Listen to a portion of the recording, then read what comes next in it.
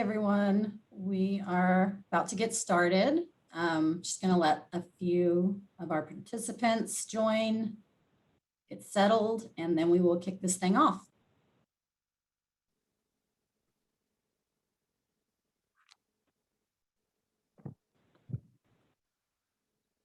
Oh, there's one more.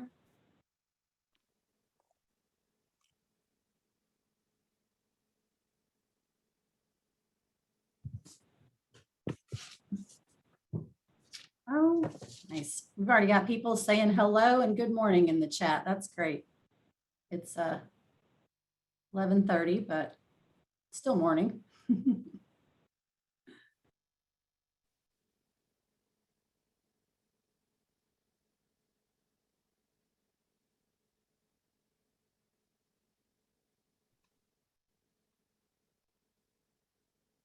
All right.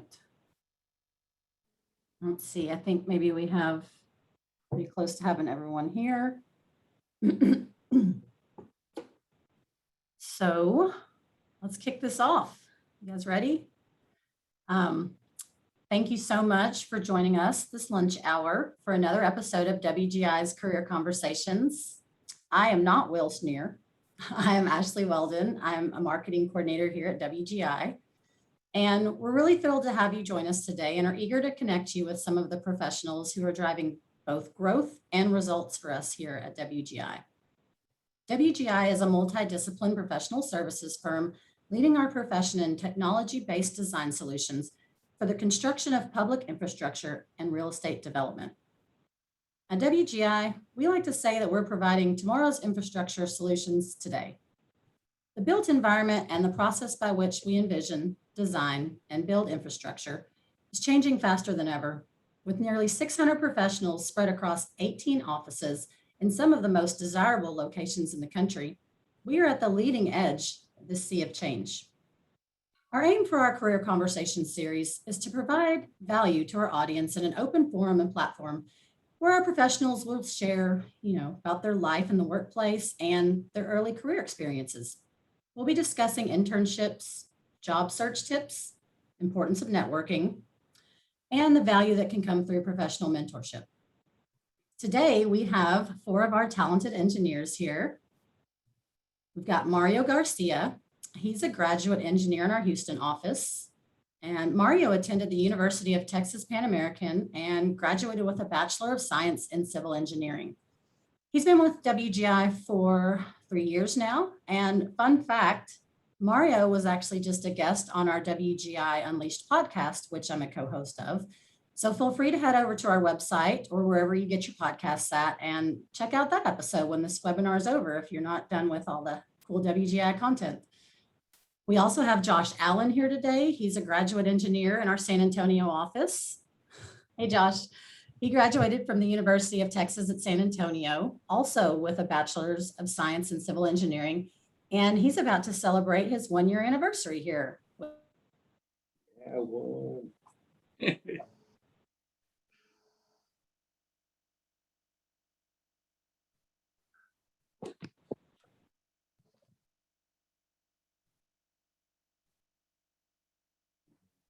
Science and Civil Engineering as well. And Kendall has been with WGI for almost 4 years now. And finally, we have Sydney Weaver over there, and she is also a senior graduate engineer here in the Austin office.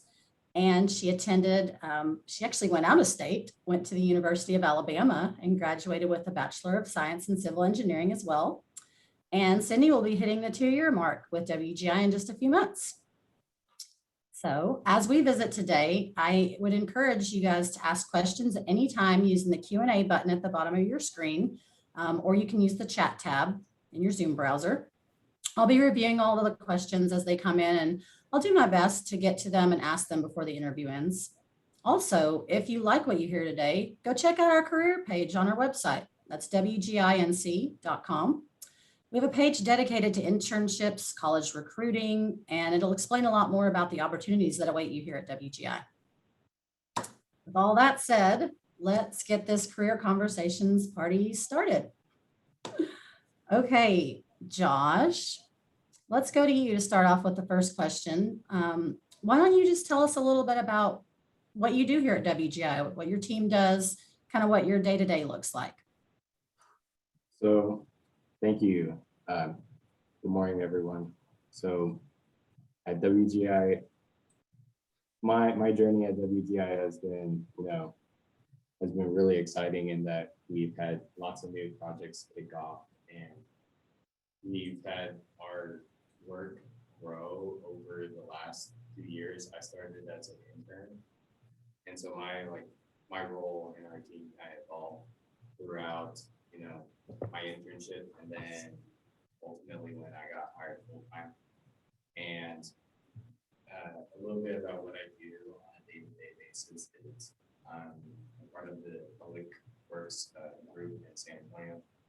I work largely with water and sewer for San Antonio Water District, and we deal with all kinds of things. I mean, we're coming up with different sort of solutions for problems that no one thought we would have. I mean, they installed some of these sewer pipes maybe like 100 years ago, and they're super old. And I mean, you got to think about how to fix that pipe, and what's the best course of action, and what's going to minimize cost in the short run and in the long run. So, I mean, some of this infrastructure was installed under old homes, and so we got to kind of figure out what our options are, and then come up with the best recommendation we can. That way we can present it to our client.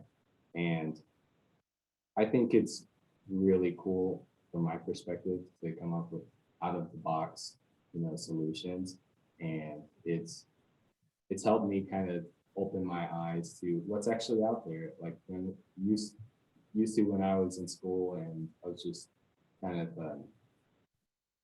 learning different concepts. You think of it all on paper, and it's like all 2D and pretty, and then you get out there and it's just totally different. You actually have to apply it. Yeah, you really gotta think about it, and you really gotta think about everything it affects. And so I'd say my biggest part in our team is just seeing how many options we have, and then presenting that to our team, and then narrowing down those options to sort of what works best for the situation. Yeah, that sounds. What about you, Sydney? How does that compare or differ to what you do on your team here in Austin? So I'm on a land development team. So it's a little bit different than what Josh does in San Antonio. We're more on the private side of things. So we do run into like existing infrastructure whenever we're tying in from buildings, but for the most part, we're building everything new. So we kind of start from the ground up, and every day looks a little bit different. Sometimes we're just working on plan sets. Sometimes I'm designing water and wastewater lines, storm lines, drainage, grading. For land development, we kind of work on everything from the building to the road. So water and wastewater connections, utilities, drainage, stuff like that. So a little bit different than what Josh does, but fun. So you're kind of getting the site, getting everything ready and in place for something to actually be built there at some point. Yep, correct. Nice. What about you, Mario? What are things like over there for you? Yeah, pretty similar to what Sydney mentioned. Pretty much anything 5 feet outside of the building up to a tie-in location is what we typically focus on.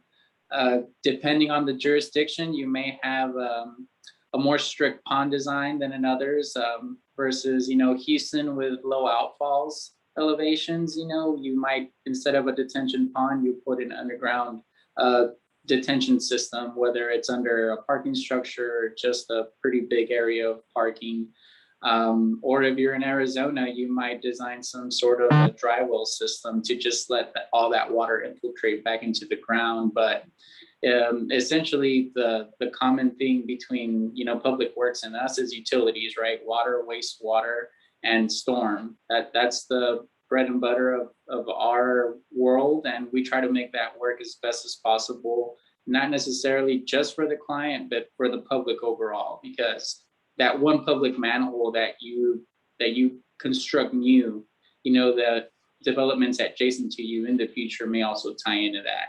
So you kind of future-proof some of your designs so that, you know, 5 years, 10 years down the road, someone can actually benefit from that as well.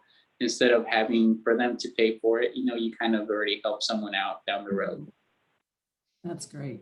So did you, you know, when you were in college trying to figure out what you wanted to do, did you kind of always know, or were you pulled to the engineering field or path, or, you know, did you figure that out maybe your senior year in college? How did you matriculate into this field? I always knew since I was 14, I was going to be a civil engineer. The closer I got to college and the deeper I got into, you know, some of my courses, I didn't know which realm of civil engineering I wanted to fall into. Initially, I loved transportation, and that was a big thing for me that I wanted to pursue. You know, I guess everyone assumes it's like, oh, I'll be a transportation engineer. I'll be designing bridges all day, every day. I've done zero work for transportation since I graduated, so that was definitely not the route I pursued. But I was able to do some transportation projects in school, you know, followed by a couple of internships with other you know, areas of civil engineering, and eventually found myself in a parking group where I did touch a little bit of transportation, a little bit of civil, a little bit of structural, a little bit of everything. And just eventually down the line, the opportunity presented itself here internally at WGI to come over to the land development group. And it was an opportunity I couldn't pass up. And I've been with the group now for 15 months, I believe. So just over a year. And yeah, the learning has been exponential, coming from one specific trade to another, if you will. But it's been great learning experience, and, you know, great group of folks to work with overall. Nice. That's awesome to hear, Mario. What about you? You've been quiet over there, Kendall. Why don't you tell us, how did you end up in the engineering field? Kind of the same thing as Mario. I've known well before college that engineering is what I wanted to do. And so I worked towards that, and of course, went to UTSA to get my engineering degree. And a similar experience, it's kind of hard to tell in school from your classes for sure what you want to do. I went in wanting to do structural, and then I hit my structural classes and realized I didn't want to do structural. And so as far as how I ended up where I'm at, I'm also on a land dev team.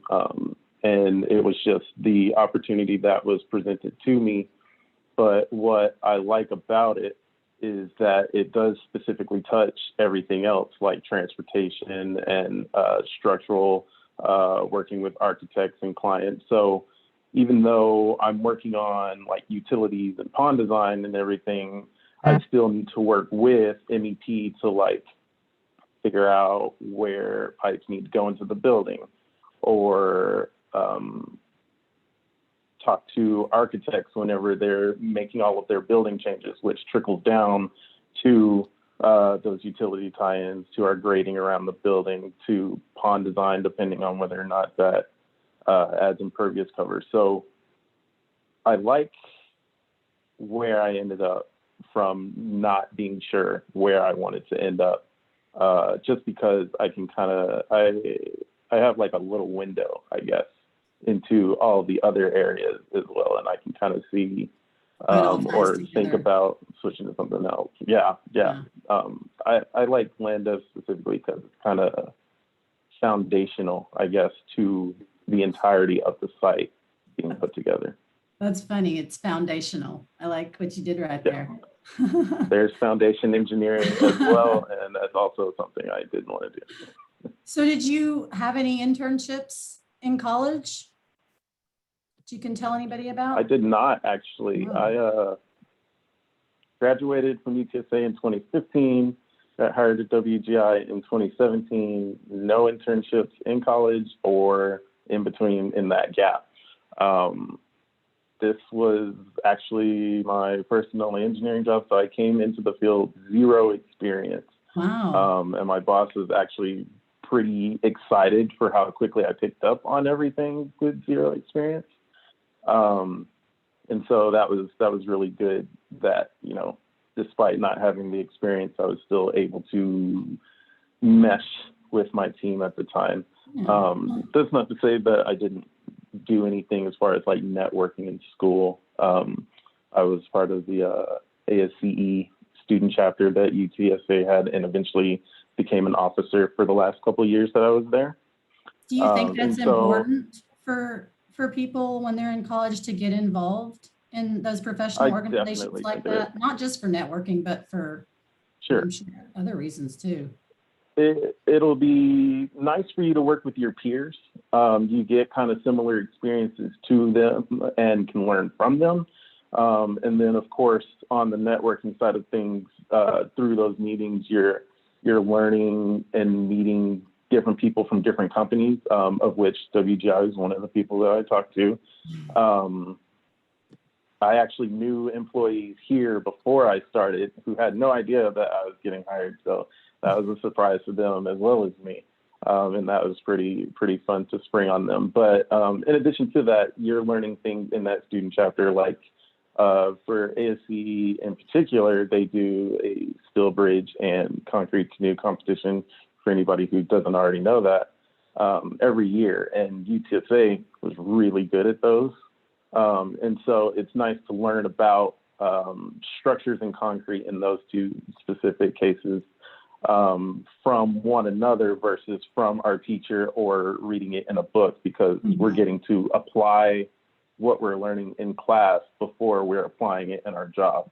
And that really is a very specific difference, because learning it and doing it for homework is completely different than trying to apply it to a plan set. Yeah. So something to keep in mind, and it's nice to branch out before you get into the field to kind of learn that way. Good. Well, and so Josh, did you have an internship before you came Yes, here? I had several internships. Oh, wow. I jumped around a lot. So my college career was kind of really sporadic. I actually started in political science, and I'm so glad I changed. It was We are the worst too. We're decision happy to have you here with us. Try that. And so after that, I went over to electrical engineering. I got an internship in that, and that was just not my field either. There were too many numbers, too many things going on. So finally landed in civil, and so I pretty much had an internship every year, whether it was, through someone new who had a small business, and you just try and gain experience and gain exposure to being employed and learning good work habits and things. Anything to keep me out of fast food. That was not where I wanted to be. But yeah, I had 6 internships. And Wow. so I finally landed on that last one, and I was like, you know what, this is it. This is where I'm staying. And so Good. having variety and choosing lots of different things to go after opens up so many doors for you, and it gives you an exposure to a different field, which you can take with you. I mean, you can take that with you anywhere you go, and that different perspective is a lot of times something that will show value to you later on. And so, Yeah.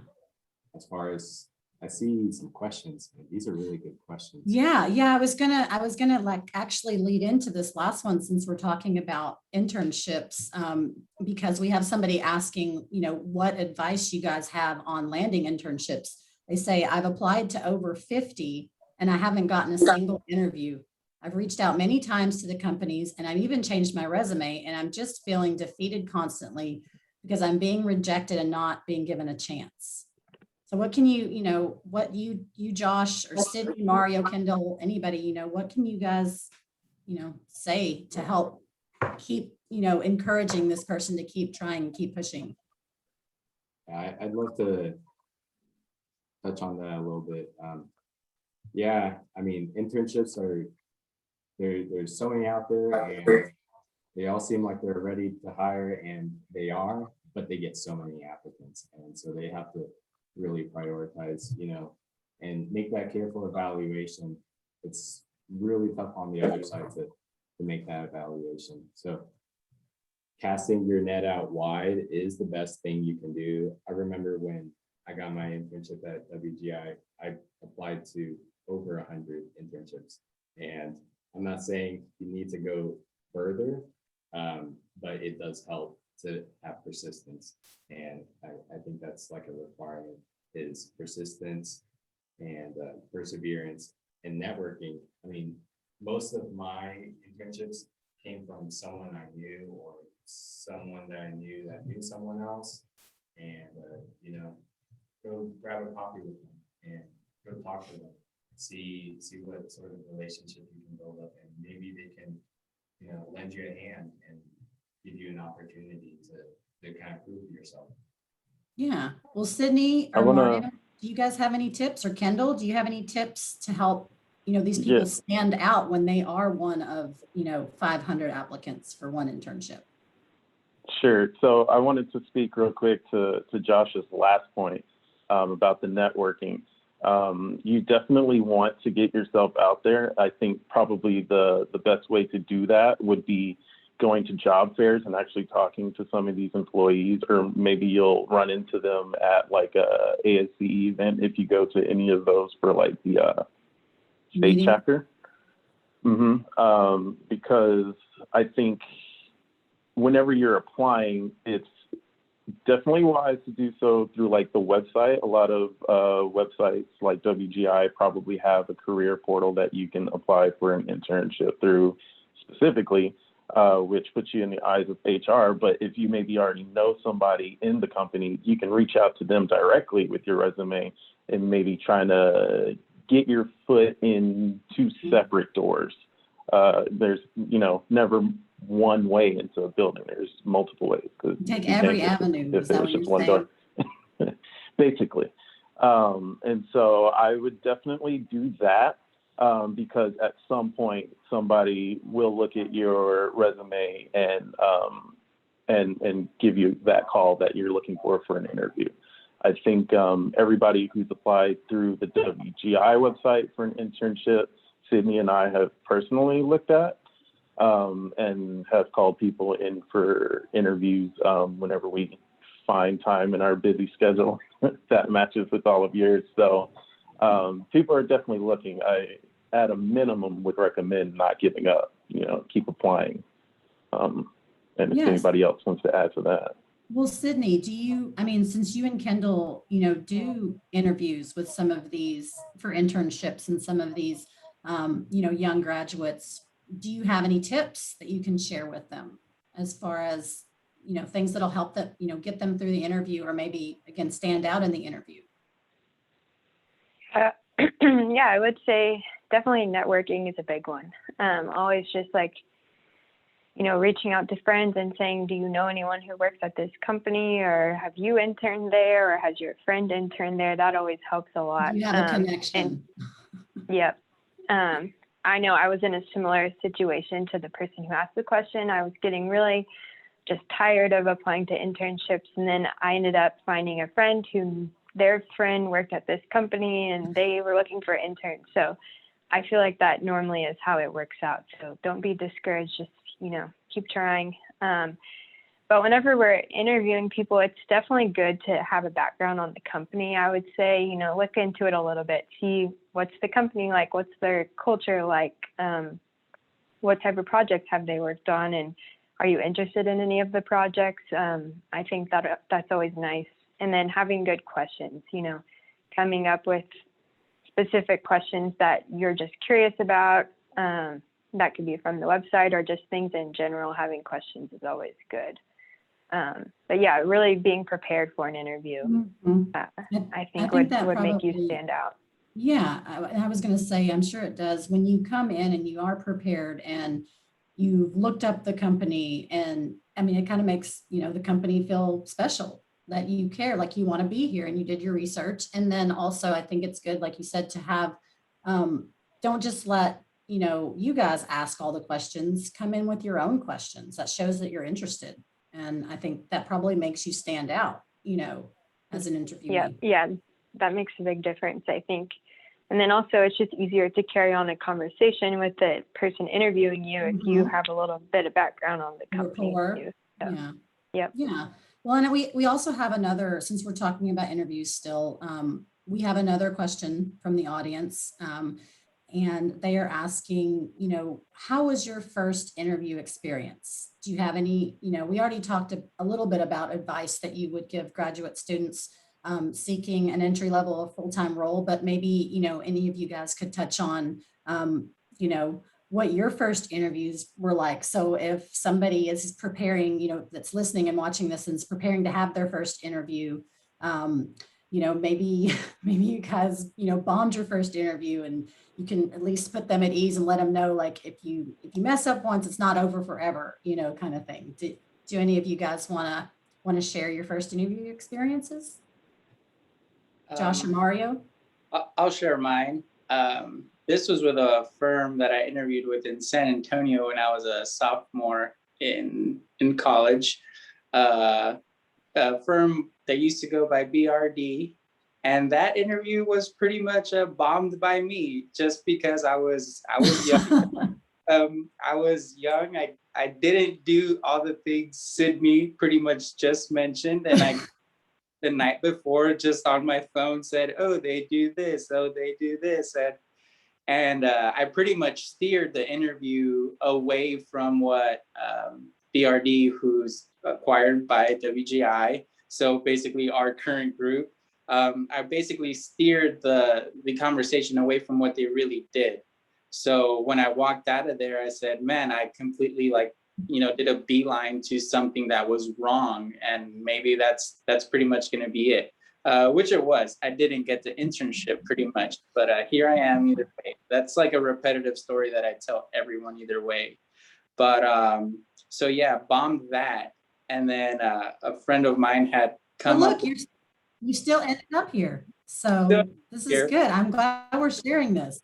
Yeah. And the learning lesson from that, basically, pretty much all the pointers Sydney touched on. And another thing that I stressed after the fact, because I did bomb that interview, was I would pick one of my closest friends and have them mock interview me before I had an interview, whether it was the night before or the day or the couple days before, because we get so tied up in thinking that, oh, I have to show them how smart I really am. And then all of a sudden you get the question is like, what do you like to do on the weekend? And you're not prepared to answer, what do I do on the weekends? I don't know what I do. Like I study. I study, read books. I'm doing a project, and you have to understand that the person that you're speaking to is a person before they're an engineer, and they want to get Great to know advice. who you are. And that's like the most important thing, as far as from bombing an interview to every interview after that. It's not a track record that I keep of, but pretty much landed a job after every interview after that, just because the one biggest mistake turned into the best mistake, because it just preps you for all future interviews. Some people, yeah, like Josh has a pretty good story. He started off as an intern with WGI, and then is here now, and he might be here for another 50 years.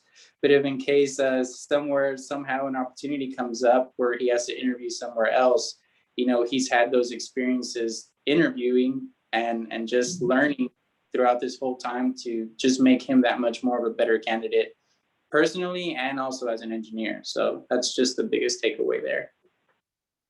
Yeah. Well, and I think Kendall even, he, like he said earlier, he came on, I don't want to say not knowing anything, because obviously he had a degree, but like he came on and pretty much was taught and learned everything. And I feel like a lot of companies these days, half of what they're looking at in an interview is, do you fit the company culture? Can you get along with the people that work here? Are you going to be able to get along with your team, and those kind of aspects more so than just what your GPA was, where you went to school, because so much can be taught, but you can't teach somebody that's not teachable, So I think just being comfortable and coming into an interview and just being yourself, really is probably also something, good advice too, I would think on that. Okay, we've talked a lot about interviews, which I think is great because we did have several questions, about that as well. Let's just talk about, anything that's changed, really as far as interviewing, working with your team, collaboration and things over the past year since we've had to deal, with the COVID-19 epidemic. Do you guys have any advice or suggestions or things, maybe that have been beneficial that have come from that, that you guys can share as far as like impacting your day-to-day life, your interactions with your team? I know on my end, it was definitely really weird to not be in the office with my team and being able to collaborate in person. But when we were all working from home for several months, I actually found that we started communicating a lot more with each other. And it kind of turned into, a beneficial thing. Is that something that you guys also experienced? I think I met Josh when the pandemic started happening because we were working on a project together. Other than that, I don't think I would have ever met Josh until now, pretty much. So nice opportunity that came out of that. A lot of work share between offices in Texas and even some outside of Texas made that possible. For me personally, that was on the actual job front, but on the personal level, I have a wife and a daughter who's 2 years old, so I went from seeing them only, pretty much in the evenings. Once you get home from Houston traffic, it takes a bit to get to just being with them 24/7 all day, every day for 6 months. So that was just completely different. We all pretty much grew together as a family, which was great. And now we're getting back to, I don't want to say normal, but just to how things used to be. But that small period of time where we were able to be together that long with each other, we just all really got to know each other as a family versus just like seeing each other, little pieces of time and then for a weekend pretty much. So, you have a family when you're at home and you also have a family when you're at work. So you just try to have that harmony between the two. And in a sense, that we did get that opportunity with the pandemic, despite all of the negative aspects of it. But on a personal level, that's something good that I think a lot of our peers were saying. It's like, oh, I get to see my kids now. I get to see my kids grow up, and oh no, they actually are horrible, and school teachers are correct. My wife's a school teacher, so she was getting all those comments saying, we don't know how you do this every day, but so there was a lot of that. I think just overall, not just with me personally, but with a lot of people. Yeah, well, and more communication with your team, I think, and getting to know your team members better just makes it a lot easier for you to communicate effectively and to collaborate and kind of maybe not have as many, instances of miscommunication or things breaking down, as far as that goes.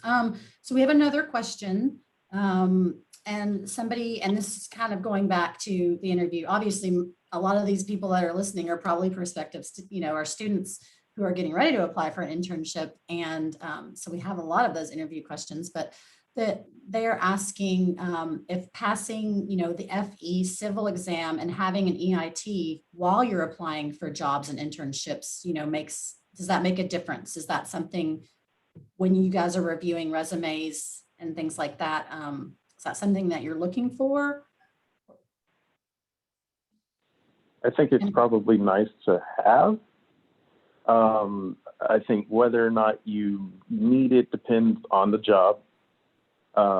If we're hiring, like say for one of our land dev teams, it depends on, you know, if we're hiring for a CAD person or an engineer or somebody to handle financials, if it's like an assistant team leader.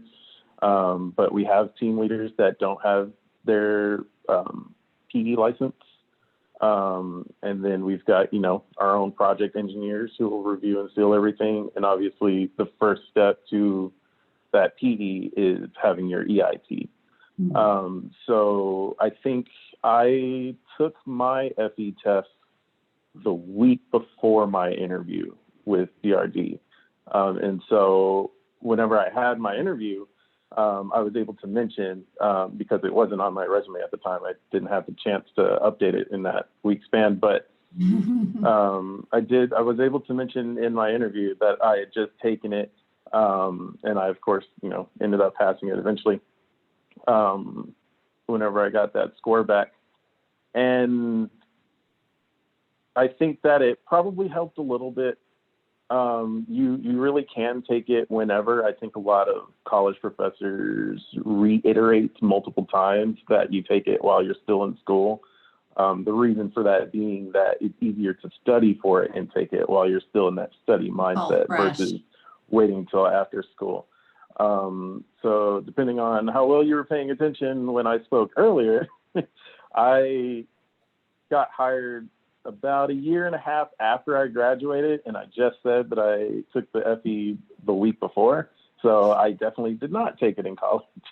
And so it was definitely a little difficult being out of that study mindset and trying to get it done. But the FE, if you've not taken it, it's not super difficult, so you shouldn't worry too hard about it, but definitely know where your equations are. And then if you do have it, then that definitely is something worth mentioning on your resume before you send it to wherever you're applying for a full-time job or an internship.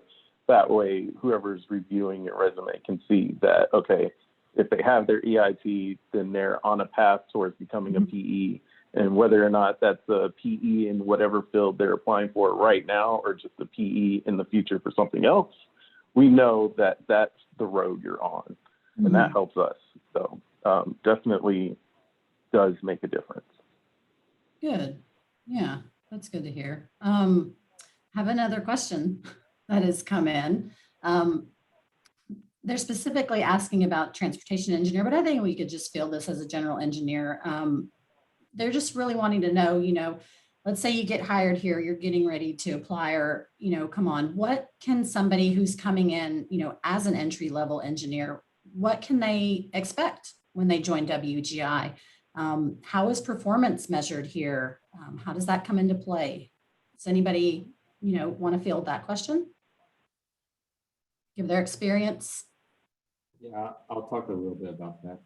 Okay, thanks, Josh. Because I recently, you know, became a new employee, and so I'd say that when you're first hired on as an employee, there isn't necessarily a specific performance metric.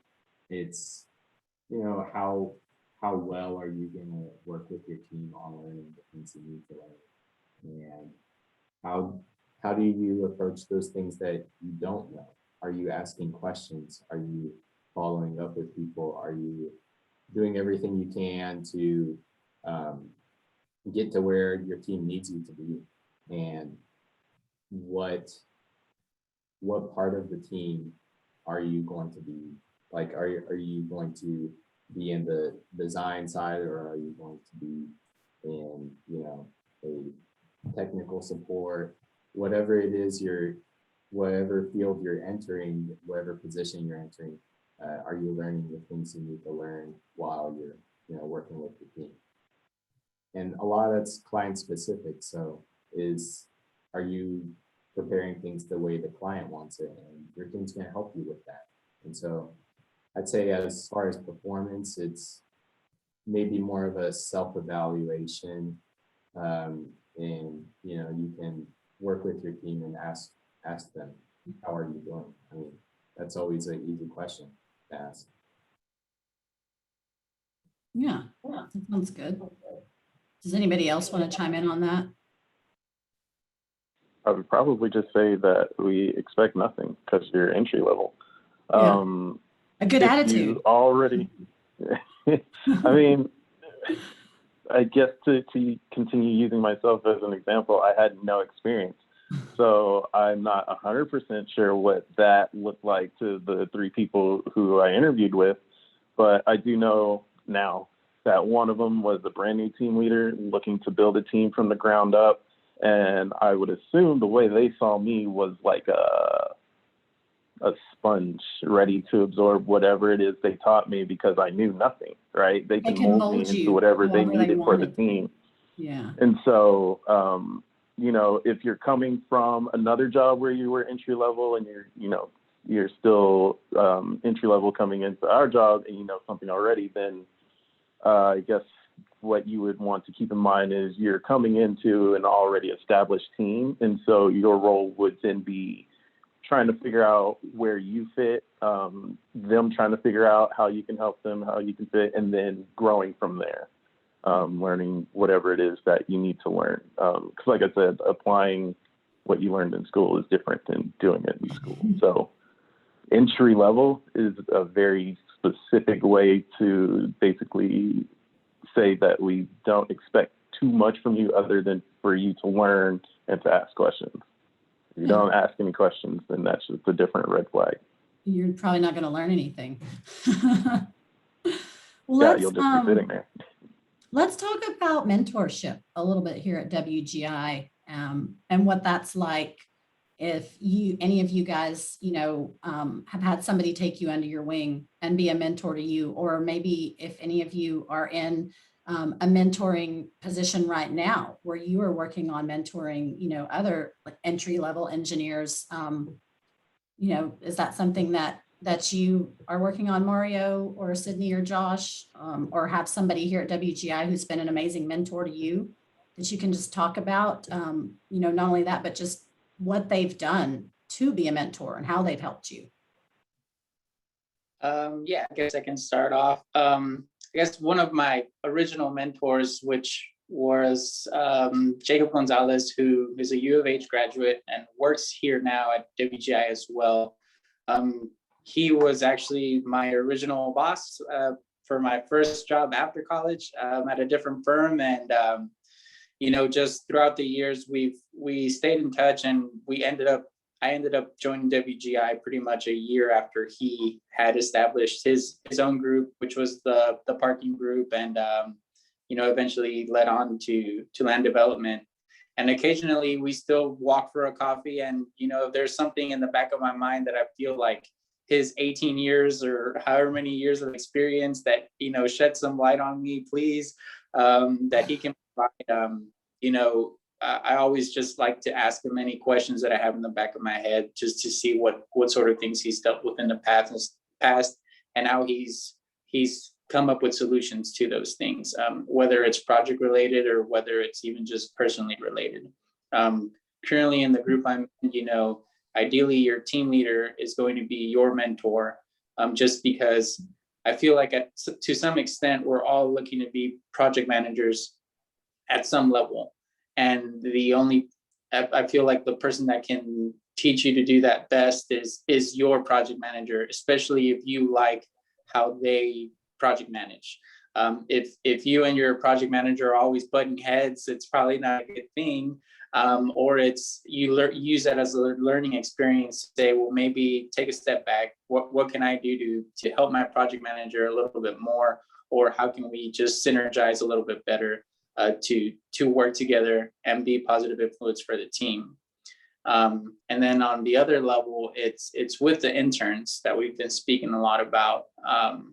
I actually, one of my best friends from college was actually hired as an intern, similar story as Kendall. And he was hired as an intern in January, and he's now one of our newest graduate engineers here in the Houston office.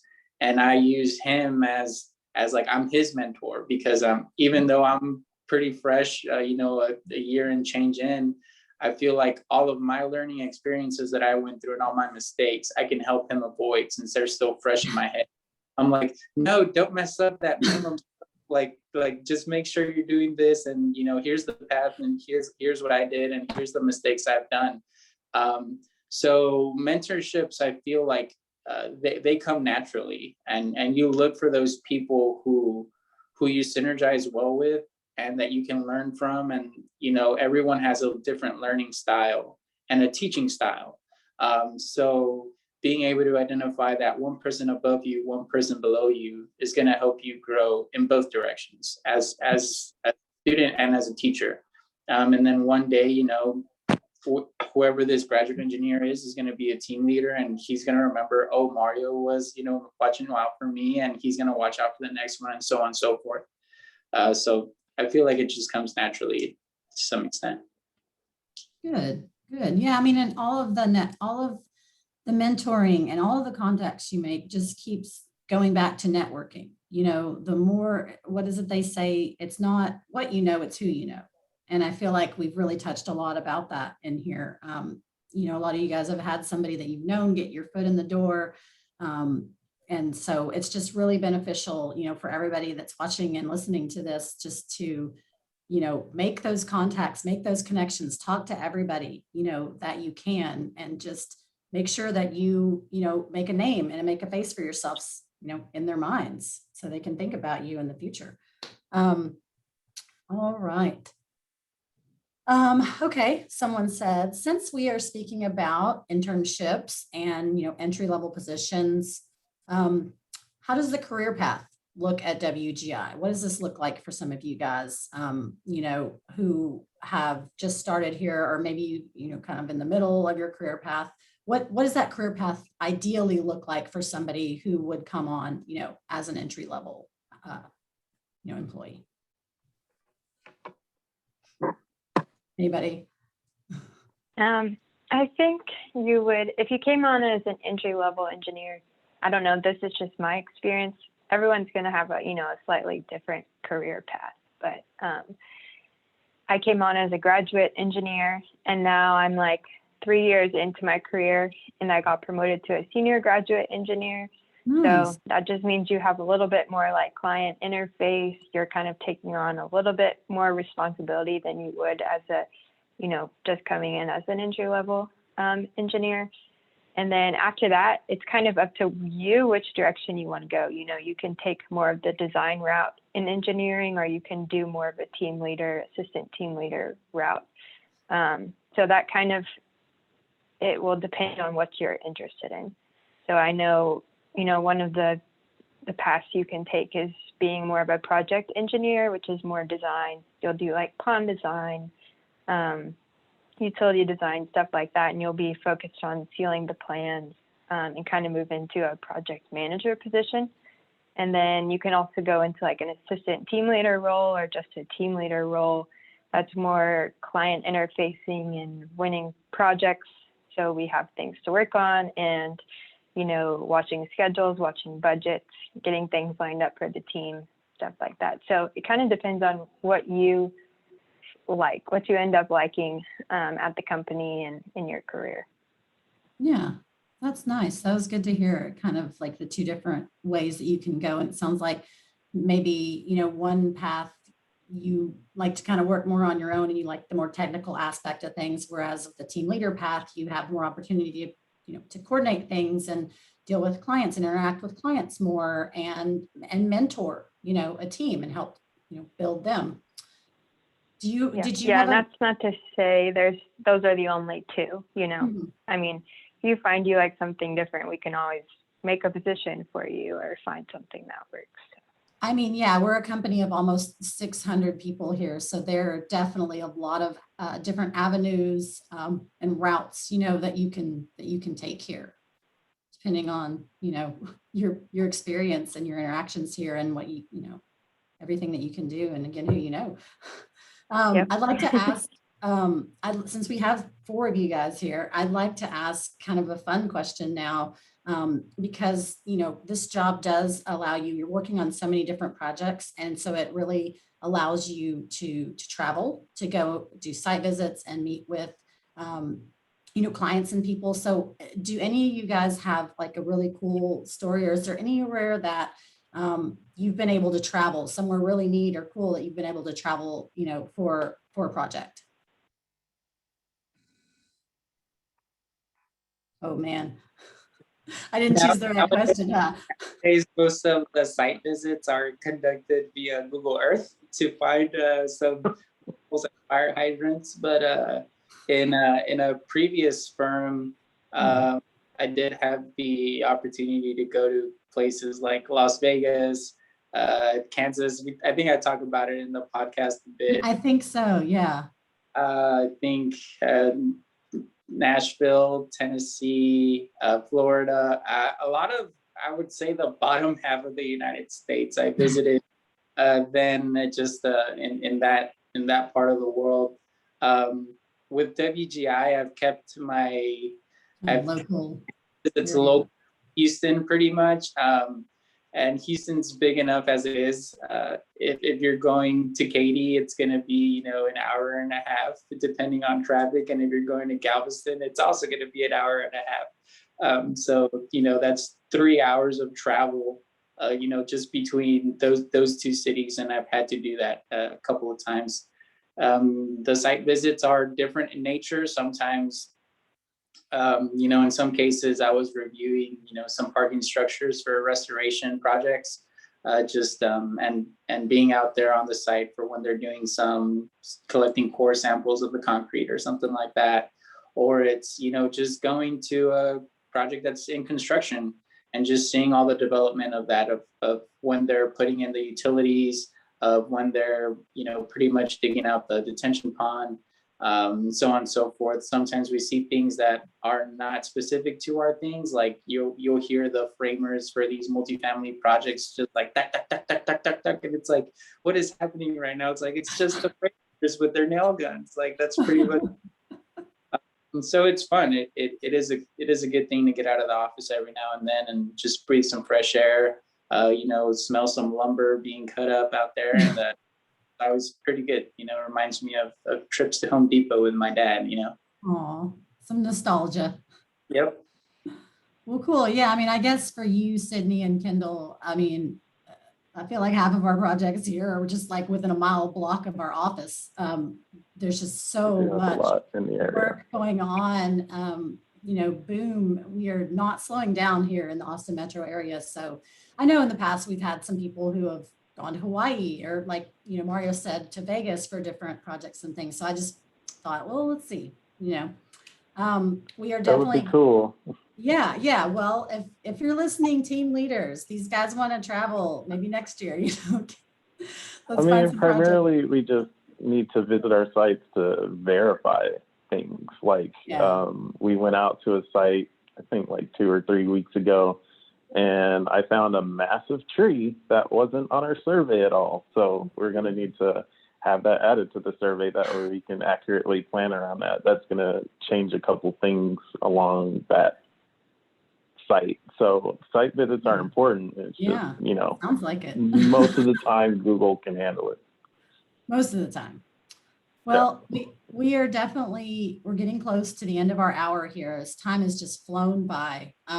So what I think would be cool to do is I would like to just, go to each one of you guys and maybe have you give our viewers, one, key important piece of advice that you guys can share, that you've learned, whether it be about, internships or interviews, or even if once you get the job, just, you can think of like one key piece of information that you keep finding yourself going back to that was so important to you. And let's share that with our listeners and our viewers. Spread that knowledge. And we'll start with you, Sydney. So I think my biggest advice would probably just be, when you're starting, just be flexible and be willing to learn. Ask a lot of questions. That's how you learn things. And if you don't know something, try to figure it out. And if you can't figure it out, ask someone. I feel like that's the best way to learn things in an entry-level position or in an internship. It's just asking questions and being a sponge, trying to absorb everything, and being flexible. Yeah, good. I think that's excellent. Excellent piece of information. What about you, Josh? Yeah, I'd say if you can find ways to, provide value that hasn't been seen before, if you learn something in school, if you, learn some new piece of technology, try it out, see if it helps out the project, and, try new things, and uh, provide help with whatever tools you can. I mean, there's not really a wrong answer. I mean, you can do lots of things and it might be a waste of time, but there's the off chance that it's something that's never been done before and you could be helping out in a way that is huge. And so, explore and have lots of questions, like Sydney said, learn everything you can and just be ready to go out there and try everything you can do. Yeah, and don't be shy to share your ideas, because you Mhm. never know. I mean, which one might end up being super beneficial and save you guys time and be, improve efficiency on a project. That's huge because I've had a lot of experience working at different places from the internship perspective, and not everyone likes to hear new ideas.